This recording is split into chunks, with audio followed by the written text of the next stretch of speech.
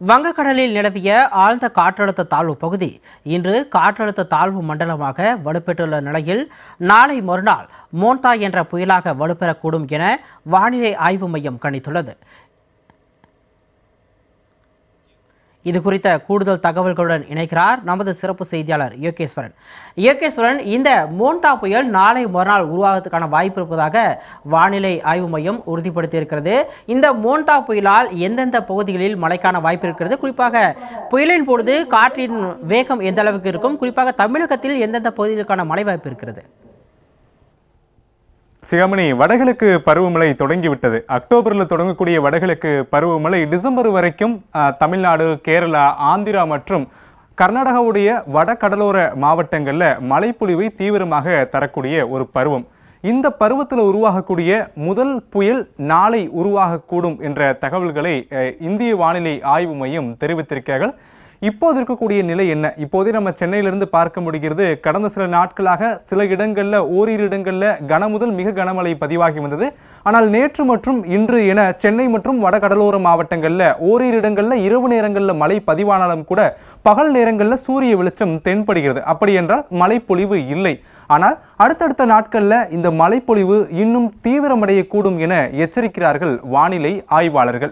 இது குறித்து தான் இப்போ நம்ம இன்னும் விரிவாக பார்க்க போகிறோம். இந்த புயலினுடைய நகர்வு எப்படி இருக்க போகிறது, எந்த பகுதியை நோக்கி இது கரையை கடக்கக்கூடும், இது ஆந்திராவை நோக்கி செல்லும் அப்படின்னு நீங்கள் முன்பே பல செய்திகளில் பார்த்திருந்தாலும் கூட தமிழகத்திற்கான பாதிப்புகள் என்ன என்பது குறித்தெல்லாம் மிக விரிவாக இப்போ நம்ம பார்க்கலாம். இது இந்திய வானிலை ஆய்வு மையத்துடைய தகவல்களை பார்ப்பதற்கு முன்னாடி ஒரு பிரைவேட் சேட்டலைட் மேப்பை நம்ம இப்போ பார்க்க போகிறோம்.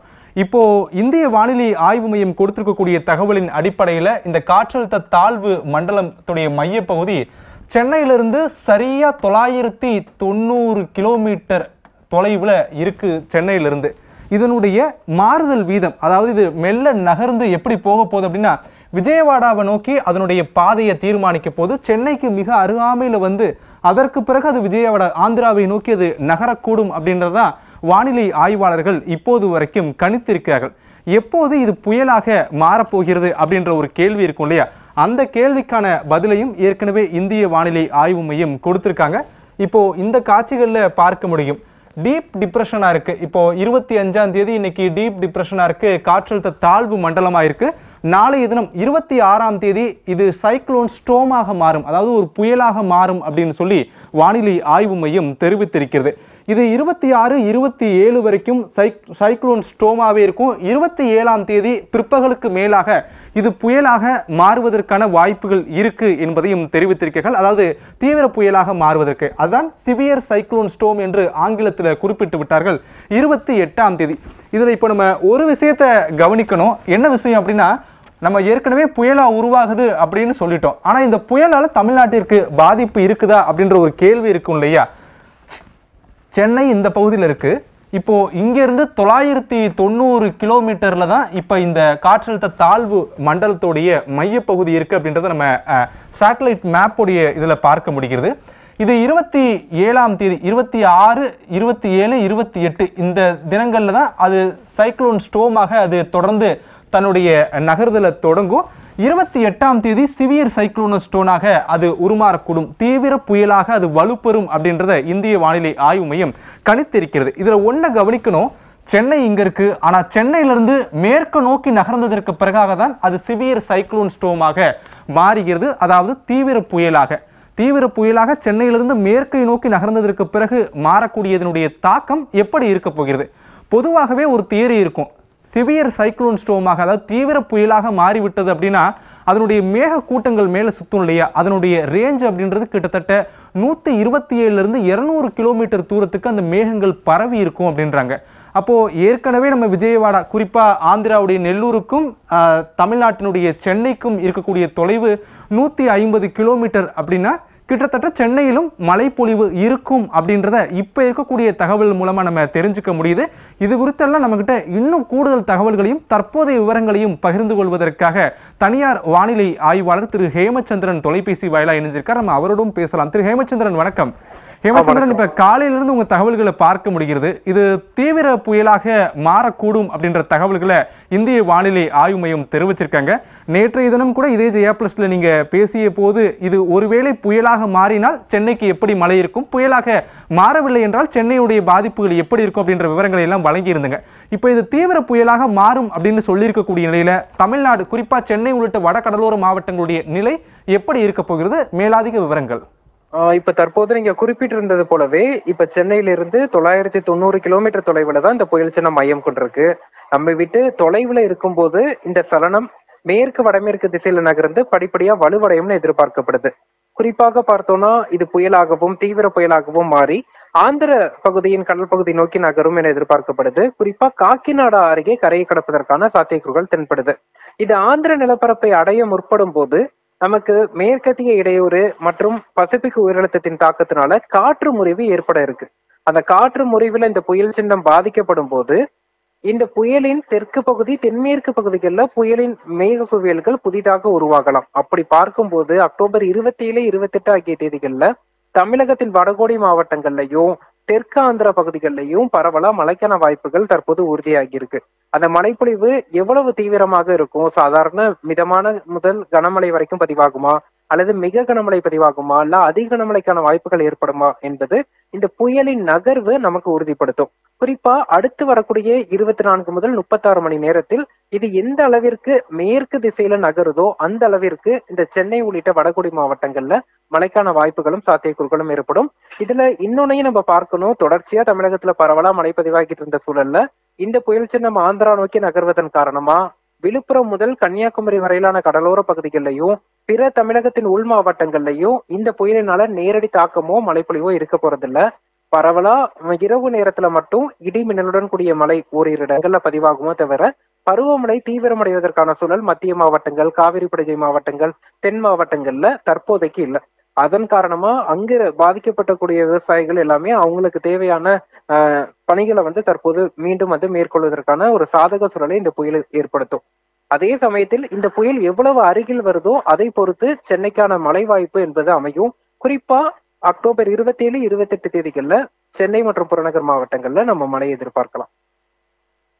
ஹேமச்சந்திரன், இப்போ நீங்க சொல்லும்போது கூட விழுப்புரத்திலிருந்து கன்னியாகுமரி வரைக்குமான பகுதிகளில் மழைப்பொழிவு இருக்கும் வட கடலோர மாவட்டங்கள்ல, ஆனா பாதிப்பு இருக்காது.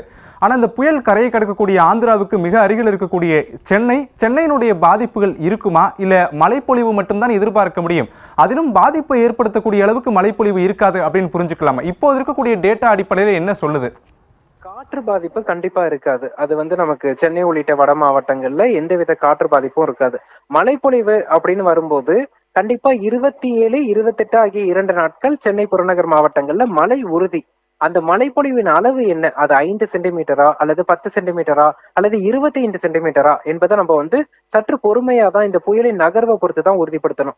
உதாரணத்திற்கு 2005ஆம் ஆண்டு இதே போல அக்டோபர் இறுதி வாரத்துல உருவான ஒரு ஆழ்ந்த காற்றழுத்த தாழ்வு மண்டலம் ஆந்திர மாநிலத்தின் ஓங்கோல் அருகே கரையை கடந்துச்சு. அந்த தாழ்வு மண்டலம் பார்த்தோம்னா நமக்கு சென்னையில 24 மணி நேரத்தில் 42 சென்டிமீட்டர் அளவிற்கு மழைப்பொழிவு கொடுத்துச்சு.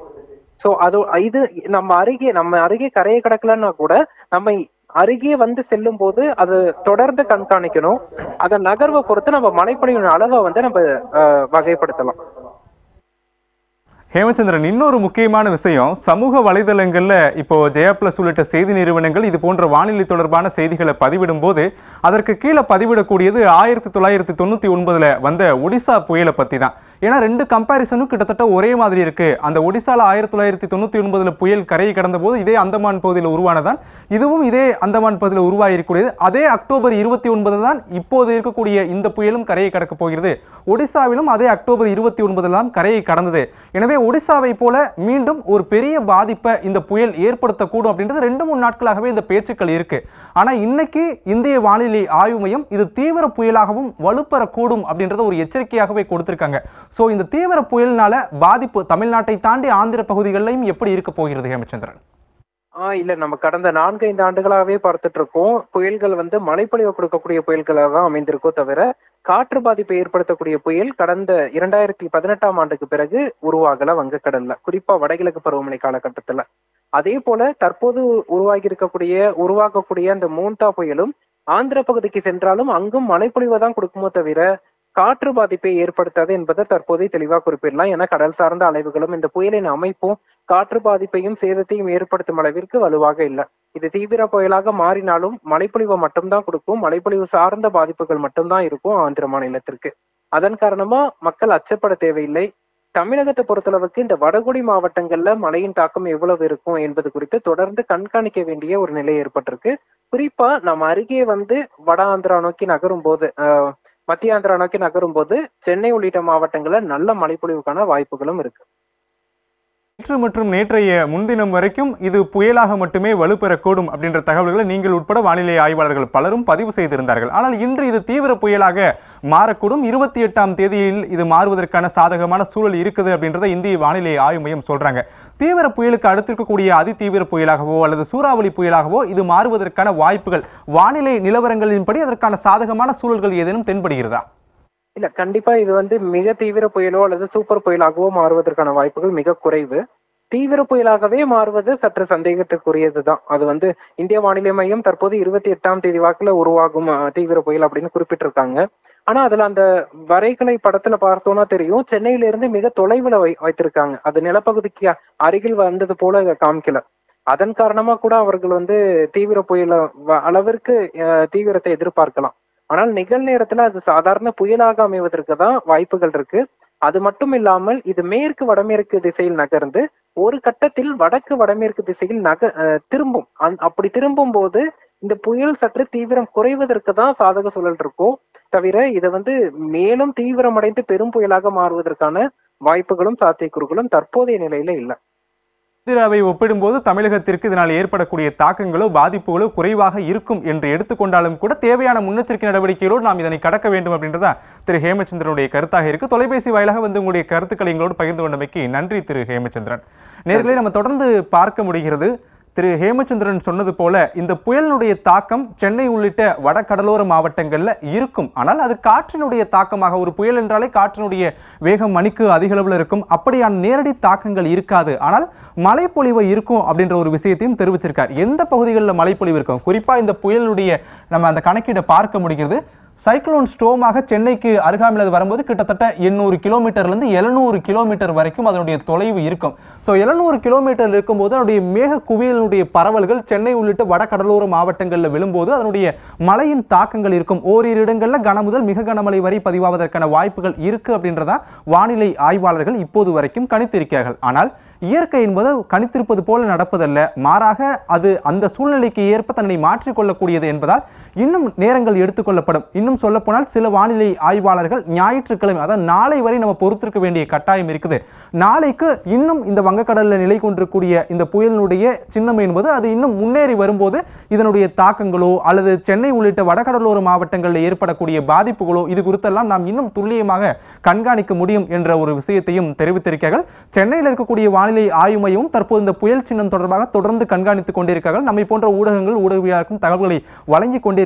இப்போது இருக்கக்கூடிய நிலவரங்களின்படி சென்னையிலிருந்து சரியா நம்ம தமிழ்நாட்டினுடைய கடலோர பகுதிகளிலிருந்து 990 கிலோமீட்டர் தொலைவில் இந்த காற்றழுத்த தாழ்வு மண்டலம் அப்படின்றது நிலை கொண்டிருக்கு. இது மெல்ல மெல்ல நகர்ந்து வடக்கு மற்றும் வடமேற்கு திசையை நோக்கி நகர்ந்து ஆந்திரா மற்றும் தமிழ்நாடுக்கு இடையே கரையை கடக்கக்கூடும். இப்போது வரைக்கும் 2 ஸ்பாட் அவங்க ஸ்பாட் பண்ணியிருக்காங்க. ஒன்று விசாகப்பட்டினம், இன்னொன்று மச்சிலிப்பட்டினம். இந்த 2க்கும் இடைப்பட்ட பகுதிகளில் இது கரையை கடக்கக்கூடும் என எதிர்பார்க்கப்படுகிறது. ஆனால் இது நாளை அல்லது நாளை மறுதினம் தான் இன்னும் தோராயமாக இல்லாமல் உறுதியாகவே சொல்ல முடியும் அப்படின்ற தகவல்களையும் வழங்கி இருக்கிறாங்க. எனவே சென்னை உள்ளிட்ட வடகடலோர மாவட்டங்கள் மிகுந்த மழையை எதிர்பார்க்கலாம். ஆனால் புயலினால் ஏற்படக்கூடிய பாதிப்புகளை எதிர்பார்க்க முடியாது. இந்த புயலினுடைய தாக்கம் அவ்வாறு இருக்காது என்பதுதான் பல வானிலை ஆய்வாளர்களுடைய கருத்தாகவும் இருக்கிறது. சிகாமணி, இதைத்தான் நாம் திரையிலையும் பார்க்க முடிந்தது. மோன்தா புயல் பற்றிய விரிவான விவரங்களோடு நேரலையில் வந்தமைக்கு நன்றி யோகேஸ்வரன்.